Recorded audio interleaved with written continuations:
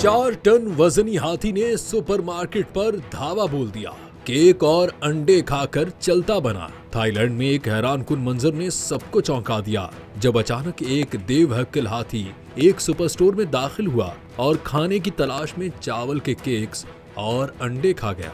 ये 25 साल हाथी, जिसका नाम प्लाई बयांग लेक बताया गया है, पीर की सहपहर को अचानक दुकान में दाखिल हुआ और तकरीबन 10 मिनट तक अंदर मौजूद अशियाए खुर्दोनोश की तलाश करता रहा। सीसीटीवी फुटेज में देखा गया कि हाथी ने निहायत मजे से मीठे चावल के केक्स और मुर्गी के अंडे खाए, लेकिन 4 टन वजनी यह हाथी खाने की तलाश के दौरान एक तंग गली में छत से टकराकर फंस गया।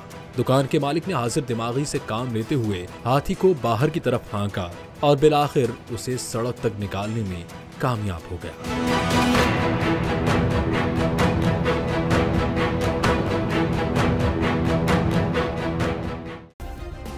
सब्सक्राइब करें और बेल दबाएं ताकि कोई खबर रह न जाए।